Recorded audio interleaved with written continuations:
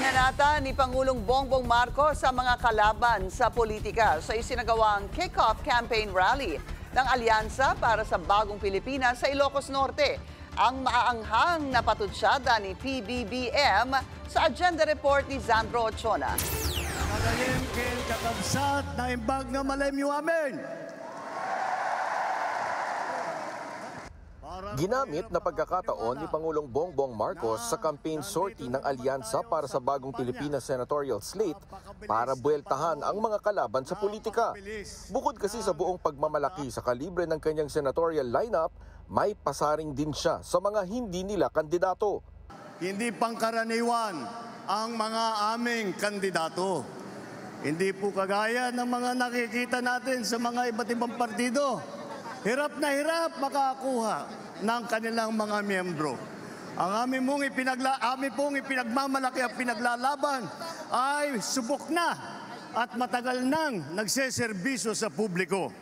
Nagtataka nga ako, parang yung mga iba na naging kandidato, nag-deliver lang yata ng suka, nabigyan na ng certificate of candidacy. Dahil wala ang ikukumpara sa ating mga kandidato. Binigyang diin din niya ang record ng mga napili niyang kandidato, mga datihang senador, kongresista, mga nagsilbi sa mga lokal na pamahalaan at iba pa na tila pasaring sa mga kandidato ng nakaraang administrasyon. Tignan niyo po ang record ng ating mga kandidato. Wala sa kanila ang may bahid ng dugo dahil sa tukhang. Wala sa kanilang kasabwat sa pagbulsa ng sako-sakong pera, pinagsamantalaan ang krisis ng pandemya, pinabayaan ang ating mga kababayan na magkasakit at mamatay. Habang bumuelta rin siya sa pagiging pro-China ng ibang kandidato.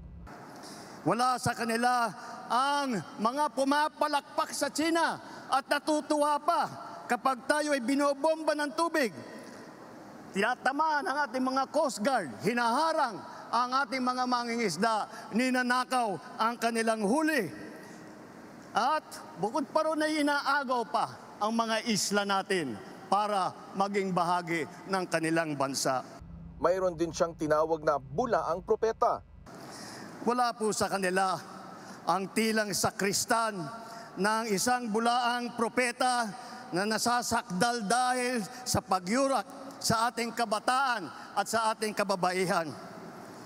Wala sa kanila ang tagataguyod ng pugad ng krimen, ng sentro ng paglalapastangan ng mga kababaihan na mga pogo. Maski ang nakaraang administrasyon, hindi nakaligtas sa patutsada niya. Tayo ba ay papayag na babalik sa panahon kung kailan gusto ng ating mga liderato maging probinsya tayo ng China? Babalik ba tayo sa nakaraan na ibinubugaw ang ating bayan bilang isang sugalan ng mga dayuhan? Mula sa baluarte ng mga Marcos sa Luzon, bukas ay sa Iloilo naman papunta ang admin senatorial candidates para manligaw ng boto. Para sa agenda, Sandro Ochona, Billionario News Channel.